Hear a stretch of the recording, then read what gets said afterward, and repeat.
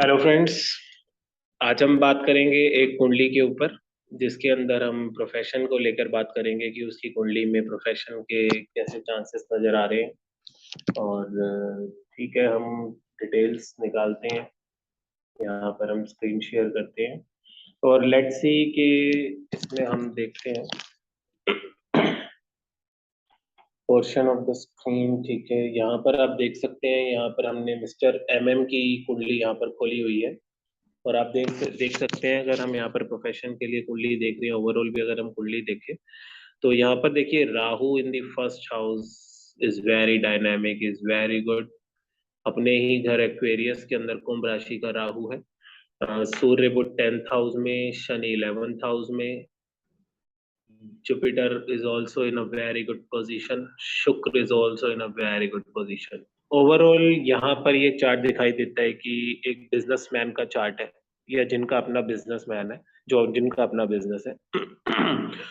तो यहाँ पर ये एक अच्छी सक्सेस भी दिखा रहा है, बिजनेस के अंदर अच्छा पैसा भी दिखा रहा है। बिकॉज शनि 11th हाउस में is very good for profession, gives good money also. Shukra 9th house में दिखा रहा है कि definitely you are fortunate enough to get good money in your life. और सूर्य बुध कॉम्बिनेशन है, बुध यहाँ पर वैसे भी कुंडली में मजबूत है, सूर्य के साथ है, तो यहाँ पर ये और राहु की जो वैसे भी डिजायर होती है, राहु किसी के यहाँ नौकरी करना जनरली चाहता नहीं है। Rahu things I am a king.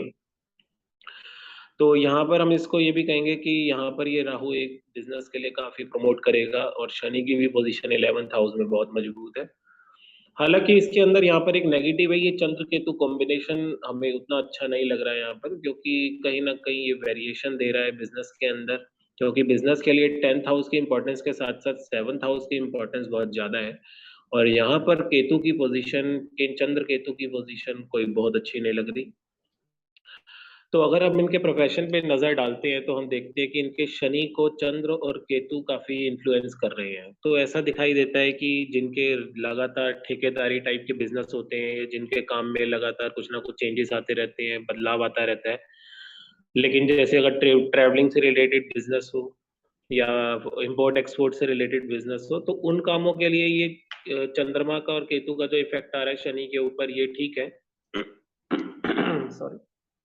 लेकिन अदरवाइज ये कोई बहुत अच्छा कॉम्बिनेशन नहीं है, ये लगातार स्टेबिलिटी के लिए प्रोफेशन की थोड़ी सी दिक्कतें जरूर है। हम एक चीज और देख सकते हैं इस कुंडली में कि शनि के पीछे जो सूर्य बुध है, जो कि दिखाई दे रहा है कि फादर का, उनके बिजनेस का, उनके फाइनेंसिस का, फादर की फैमिली का, हो सकता है फैमिली बिजनेस हो, तो उसका बहुत अच्छा सपोर्ट यहाँ पर हमें इस जातक के प्रोफेशन में आता हुआ नजर आ रहा है। और एक और चीज मैं आपके साथ शेयर करता हूँ कि राहु जब भी लगन में होता है, और वैसे भी ये एक मजबूत राहु है, तो ऐसे जातक जो होते हैं अपने फादर को through out the life help करते हैं, इसमें कोई शक नहीं है। शनि की पोजीशन भी यहाँ पर अच्छी है, और शनि को पीछे से बैक सपोर्ट भी अच्छा मिल रहा है। बट द प्रॉब्लम इज कि इस चार्ट में शनि को पीछे से सपोर्ट तो बहुत अच्छा मिला, सूर्य और बुध का, फादर का, बिजनेस का, उनके फाइनेंसिस का। और लेकिन शनि जब आगे यहाँ पर अपने सॉरी, जब जर्नी में आगे जा रहे हैं, तो यहाँ पर उनको कोई बहुत अच्छा सपोर्ट नहीं मिल रहा। और इवन अगर हम देखते हैं तो अभी चल रहा है सन 2022 अगस्त का महीना, और पिछले 2 साल से लगभग इनके शनि अपनी ट्रैवलिंग जर्नी के अंदर जब यहाँ से वो गुजर रहे हैं, तो वो चंद्रमा के नक्षत्र में एंटर हुए हैं। और अगर हम देखते हैं कि इनका चंद्रमा केतु के साथ है, और यहाँ पर नवांश कुंडली के अंदर भी ये 6th हाउस में है, हालांकि साइन बहुत अच्छा है, मनी गिविंग साइन है। तो लेकिन फिर भी यहाँ पर चंद्र केतु का कॉम्बिनेशन होना, और चंद्रमा वैसे भी नेचुरली 6th लॉर्ड है, और यहाँ पर चंद्रमा के आसपास कोई 6th और 8th हाउस में कोई खास सपोर्ट भी नहीं है, तो ये एक नेगेटिव टाइमिंग को हम कह सकते हैं कि ये टाइम कोई बहुत अच्छा फेवरेबल टाइम नहीं है। और अगर हम इनके नजर डालते हैं तो हम देख सकते हैं, पहले इनकी दशा चल रही थी सन 2019 तक, सूर्य की महादशा। सूर्य की महादशा इनके बिजनेस को आगे बढ़ाने के लिए, इनके फादर के भी ग्रो करने के लिए, बिजनेस के लिए, फैमिली बिजनेस के लिए काफी एक अच्छी दशा नजर आती है। हालांकि नवांश के अंदर सूर्य बुध अगेन वृश्चिक राशि में है, जो कि दिखा रहे हैं कि कुछ ना कुछ ग्राउंड नेगेटिवली बन ही रहा था बिजनेस के अंदर, जो कि नुकसान देने की जिसमें पूरी पूरी पॉसिबिलिटी थी। और अगर एक बार हम यहाँ पर इनकी दशमांश कुंडली को भी देखते हैं, तो यहाँ पर भी देखिए सूर्य बुध 8th हाउस के अंदर, दशमांश कुंडली का 8th हाउस बड़े बड़े लोन्स लेने के लिए, क्योंकि एक बिजनेस को ग्रो करने के लिए, लगातार उसको चलाए रखने के लिए लोन्स की बहुत जरूरत पड़ती है। तो यहाँ पर एक बिजनेस के पॉइंट ऑफ व्यू से 8th हाउस बहुत इंपॉर्टेंट है दशमांश कुंडली का। तो यहाँ पर ये दिखा रहा है कुछ ना कुछ सिक्रेटिव मैनर्स के अंदर और कुछ ना कुछ लोन्स वगैरह यहाँ पर बिजनेस में, जो कि नॉर्मली होते ही हैं, चल रहे थे। लेकिन जैसे ही सन 2019 के एंड से, लास्ट क्वार्टर से इनकी दशा शुरू हुई चंद्रमा की महादशा। तो गाइस यहीं से फ्लक्चुएशन शुरू हो गई, यहीं से दिक्कतें परेशानियां हमें ऐसा लगता है शुरू हो गई होंगी। हालांकि अभी मेरी इनसे बात नहीं हुई है कि इनकी लाइफ में क्या चल रहा है, लेकिन चंद्रमा क्योंकि एक कुंडली का एक तो नेचुरल 6th लॉर्ड है, एक्वेरियस लगना, कुंभ लगना, और यहाँ पर चंद्रमा 6th लॉर्ड है और यहाँ केतु के साथ है। 6th लॉर्ड होकर चंद्रमा दिखा रहा है कि इस मेरी महादशा के अंदर आपको डेट्स लेने पड़ेंगे, आपको लोन लेने पड़ेंगे। लेकिन उसी में केतु साइमल्टेनियसली डिनाई कर रहा है कि नहीं, मैं लोन नहीं लेना चाहता, नहीं मैं किसी तरीके से मैनेज करना चाहता हूँ, मुझे लोन नहीं लेना। लेकिन चंद्रमा की दशा इनको फोर्स कर रही है कि इनको लोन लेना ही पड़ेगा। और यहाँ पर 6th हाउस से हम एक और बहुत इंपॉर्टेंट चीज देखते हैं, हम देखते हैं क्लाइंट से आने वाला पैसा। यहाँ पर क्योंकि moon is place in the 7th house with Ketu, और यहाँ पर शनि का भी नेगेटिव इफेक्ट आ रहा है चंद्रमा के लिए शनि और केतु इकट्ठा अगर एक साथ नेगेटिव अगर इफेक्ट आ रहा है तो वो कोई बहुत अच्छी बात तो नहीं है। That is a very bad combination, बहुत नेगेटिवली इन्फ्लुएंस होगा चंद्रमा। तो यहाँ पर क्लाइंट से आने वाले पैसे में भी रुकावट आती हुई साफ साफ दिख रही है। अपार्ट फ्रॉम दिस, चंद्रमा और भी इनकी लाइफ में दिक्कतें लेके आएगा यहाँ पर, क्योंकि liquidity, cash liquidity, regular money flow इनका हैम्पर होना ही है। तो और दिखाता है कि जो ओवरऑल कॉम्बिनेशन है, हो सकता है कि इनको किसी ना किसी कोर्ट केस में भी उलझना पड़े अपनी लाइफ में, क्योंकि यहाँ पर केतु का, शनि का, इन सब का इन्फ्लुएंस आ रहा है। तो इस दशा में कुछ ना कुछ कोर्ट केस से रिलेटेड कुछ ना कुछ कानूनी पछड़े हो सकते हैं। देखिए चंद्रमा यहाँ पर 6th लॉर्ड है, और यहाँ पर ये 6th लॉर्ड होकर कह रहा है कि आपको अब मैं इमोशंस इमोशनली सर्व करना सिखाऊंगा। आपको इमोशन सर्व करने पड़ेंगे। हो सकता है आपको आपकी सासू माँ को, आपकी मदर को सर्व करना पड़े, क्योंकि चंद्रमा 6th लॉर्ड है, 7th हाउस में है, तो सासू माँ भी हो सकती है, कि नहीं तो अपनी मदर भी है, कोई भी मदरली फिगर। इवन बच्चे, घर में जो न्यू बॉर्न बच्चे होते हैं, उनको उनको लेकर इनको थोड़ा सा कॉन्शियस रहना पड़ेगा, उनको सर्व इनको करना पड़ेगा, और वही इनकी नेचुरल रेमेडी भी है। चंद्रमा नेचुरली फूड का कारक है, इसकी दशा चल रही है, और ये चंद्रमा केतु और शनि से कनेक्टेड है। तो वो दिखा रहा है कि ये चंद्रमा एक ऐसी बीमारी या कुछ ना कुछ हेल्थ इश्यूज दे सकता है, जिसमें इनको अपनी फूड हैबिट्स मॉडिफाई करनी पड़ेंगी। हालांकि जब चंद्रमा के ऊपर केतु और शनि का इफेक्ट आता है तो ये फास्टिंग का कारक है। ये चंद्रमा की दशा इनको कहती है कि आप व्रत रखो, आप भूखे रहो, क्योंकि केतु सन्यासी है, वैरागी है, और शनि तपस्वी है, साधक है। तो इन दोनों का इफेक्ट चंद्रमा के ऊपर, वो कहते हैं कि हम आपको भूखा रहना सिखाएंगे। हालांकि यही कॉम्बिनेशन इनको आ, मतलब विस्की पीना और शराब पीना और कुछ ना कुछ जैसे pizza, snacks, fast food, deep fried food ये भी खाने के लिए फोर्स करेगा। लेकिन एट द एंड इनके लिए ये एक सिचुएशन जरूर क्रिएट होगी इस दशा में, जिसके अंदर इनको परहेज काफी रखने पड़ेंगे। तो एक तो इनके लिए एक एडवाइस यहाँ पर और निकल के आती है, क्योंकि चंद्रमा पानी का कारक है, तो ये कभी भी प्लेन वाटर ना पिए।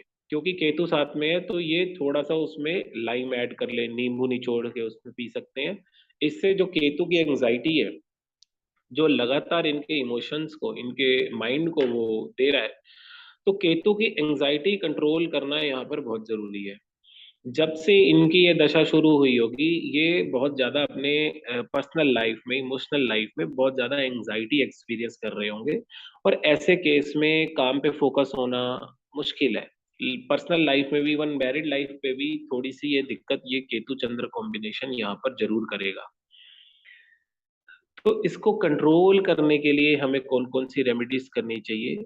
डेफिनेटली जैसे कि आज जन्माष्टमी भी है, तो अगर आप भगवान कृष्ण की भक्ति करते हैं, क्योंकि चंद्रवंशी हैं भगवान कृष्ण, और केतु ड्राइनेस का कारक है। चंद्रमा आपका इमोशंस, भक्ति का मतलब ही क्या है, भक्ति इमोशन से होती है। और केतु ड्राइनेस, शनि, शनि भी ड्राइनेस है, वात का कारक है, वायु रोग। तो यहाँ पर जो लगातार लगातार काफी हाई ड्राइनेस चंद्रमा को यहाँ पर मिल रही है, तो और यहाँ पर आप देखेंगे साइन भी फायरी साइन है। तो this is a very bad combination in terms of emotional stability, in terms of happiness, in terms of continuous happiness. Continuous मतलब आपका जो जॉयफुल लाइफ है वो बहुत ज्यादा डैमेज हो रही है यहाँ पर। तो कहीं ना कहीं भगवान कृष्ण की भक्ति, राधा कृष्ण का नामोच्चारण आपको बहुत रिलीफ देगा, इसमें कोई शक नहीं है। क्योंकि इससे एक तो क्या होता है, जब हम भक्ति के अंदर होते हैं तो आप उस डिटी की, उस देवी देवता की सेवा भाव से उनको पूजते हैं। और वहां पर वो केतु का सिक्स्थ लॉर्ड होने की भी कंडीशन सेटिस्फाइड हो जाती है कि आपको चंद्रमा से रिलेटेड चीजों को सर्व आपको करना ही है। तो यहाँ पर आप मून को सर्व करेंगे जब आप भगवान कृष्ण की भक्ति करते हैं, उनके मंदिर जाते हैं, उनकी कुछ ना कुछ सेवा करते हैं, घर में लड्डू गोपाल की सेवा करते हैं। और यहाँ पर ऑब्वियसली जब आप भक्ति मार्ग को अपनाते हैं या कुछ ना कुछ अपनी कनेक्टिविटी बनाते हैं, तो ये ड्राइनेस में कमी आएगी और आपको इमोशनल स्टेबिलिटी मिलेगी। और धीरे धीरे आपका जो है बिजनेस, क्योंकि यहाँ पर कोई बहुत ज्यादा खराब कॉम्बिनेशन भी नहीं है। आप देखिए इन D9 चार्ट नवांश कुंडली में Chandrama is in an exaltation position, is in very good sign. This can give ample amount of money, but through loans. Sixth house, sixth house की इन्वॉल्वमेंट आप देखिए बार बार आ रही है नवांश कुंडली में भी। यहाँ पर मैं थोड़ा सा स्कोर करता हूँ, यहाँ आप देखिए नवांश कुंडली में भी सिक्स्थ हाउस की इन्वॉल्वमेंट आ रही है। Again because this is the chart of marriage, यहाँ पर सिक्स्थ हाउस चंद्रमा की महादशा इज नॉट दैट ग्रेट, थोड़ी बहुत प्रॉब्लम ये मैरिड लाइफ में। यहाँ पर ये चंद्र केतु कॉम्बिनेशन सेवंथ हाउस और चंद्रमा नवांश कुंडली में सिक्स्थ हाउस थोड़ी प्रॉब्लम जरूर देगा। और यहाँ पर अगर हम D10 चार्ट में भी देखें तो अगेन ये चंद्रमा sixth house, in the house of serving, house of loans, house of job. कभी कभी इस जातक का मन भी कर सकता है कि मैं अपना बिजनेस छोड़ के, काम छोड़ के, इससे तो अच्छा था मैं जॉब ही कर लेता। लेकिन अब देखिए यहाँ पर क्योंकि चंद्रमा छठे घर का मालिक है, तो ओपन एनिमी, D10 के अंदर भी moon is in the sixth house, open enemy. Twelfth house shows आपके छुपे हुए दुश्मन। यहाँ पर, यहाँ से हमें पता चलते हैं छुपे हुए शत्रु। तो यहाँ पर लेकिन ये ओपन एनिमी है, जो भी इनकी लाइफ में चैलेंज या पोजीशन सिचुएशन जो भी है बहुत क्लियरली है इस टाइम की, क्या दिक्कत है इनको, कैसे फेस करना है उसको, डेफिनेटली उनको मनी, लिक्विडिटी, इन सब की प्रॉब्लम को उसमें सॉल्व करना ही है। और यहाँ पर इस टाइम क्योंकि मई 2021 से इनकी दशा भी चंद्र में राहु की चल रही है।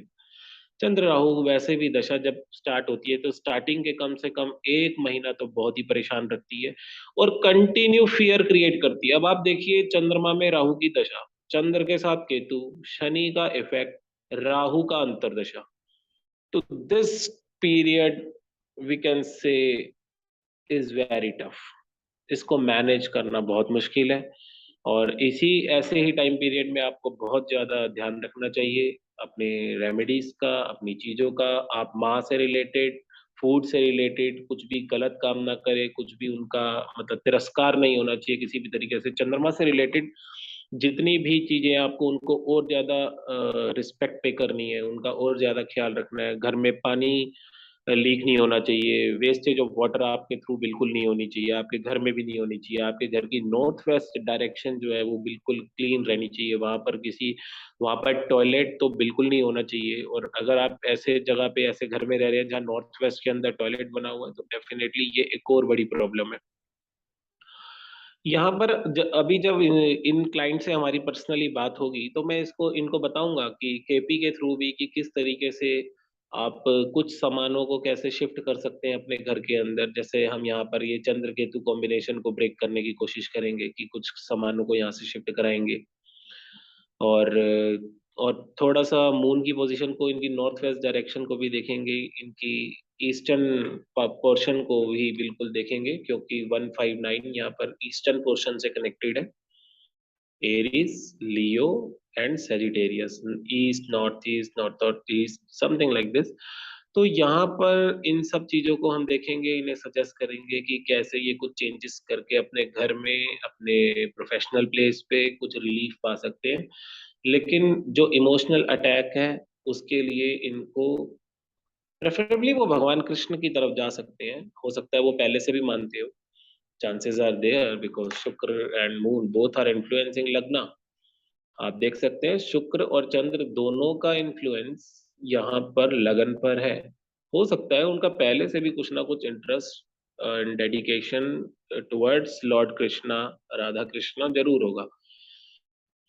तो यहाँ पर हम देखेंगे कि आखिर हमने बात करी कि इनके प्रोफ़ेशन में हमें क्या-क्या चीज़ें नज़र आती हैं, इनके प्रोफ़ेशन का बैक सपोर्ट हमने देखा, उसका आगे का फ्लो में जो दिक्कत आ रही है वो देखा और जो अभी दशा चल रही है वो थोड़ी प्रॉब्लम क्रिएट कर रही है।